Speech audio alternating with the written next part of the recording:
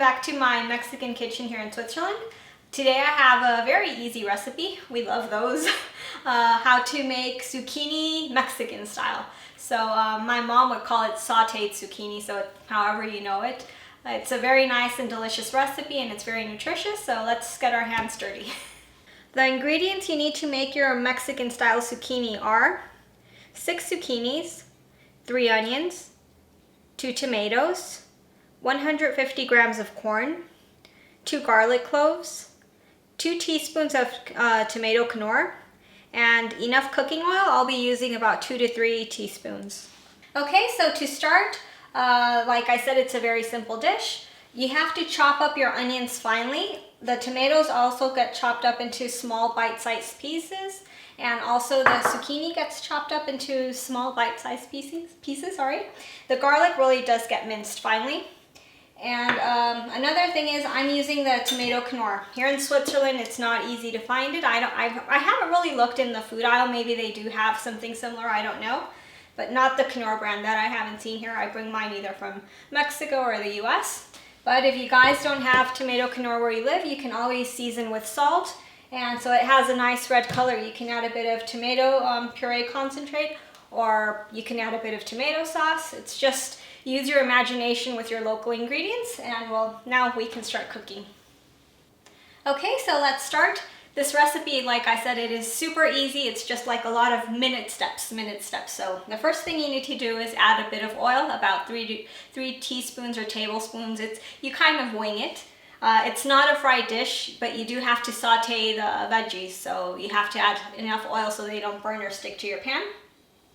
The first thing you have to add to the pan is the onions, and you're going to cook them until they're translucent, so it's about 2 minutes. Once that time frame passes, then you'll add your garlic, and you have to be very careful not to burn the garlic, otherwise your food will be bitter.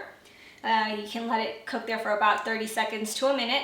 And then we're going to add our tomatoes, and we let them cook in there for about 2 minutes until they get soft, but not that they fall apart. They still have to be in their whole forms.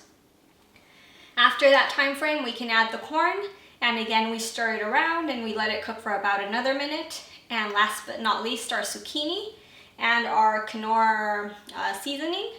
And then we're going to cover it and let it cook for a while.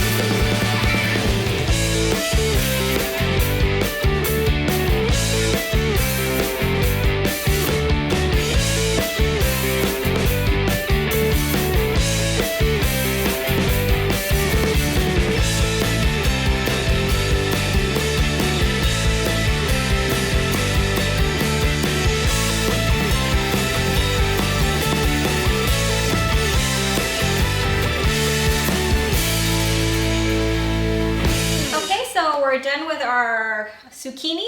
It cooked for about 20 minutes. Like I often mention in other recipes, this all depends on the heat from your stove, the type of pans you use. So for some people it might be 20 minutes, for others it might be more, for others it might be less. I like my zucchini to still have a bit of a hard texture. I don't like it to be mushy. So what I usually do is I poke it with a knife and see how it feels. If it still feels very hard, then I let it cook longer. And well, as most of you know, zucchini can be eaten raw, so if you like it hard, then it's up to you what texture you leave on the zucchini. And this particular dish I love eating with some creme fraiche and cheese. I don't know if you can see that, but it's super yummy. I use this type of cheese, which you can find in Mexico and in the US. It's queso adobera. You can use queso fresco, requesón, whichever type of cheese you like and you have available. And I also put creme fraiche. That's the one I find here in Switzerland, which tastes most similar to the one I would use in Mexico. You can also find this in the US and in many countries. And if you have a Mexican shop, just buy crema fresca. I hope you guys enjoyed the recipe. I hope you make it, and hope you subscribe to my channel. Thank you for watching the video. I hope you enjoyed it. Please watch the other videos. Just click on the links, and don't forget to subscribe to my channel. Thank you.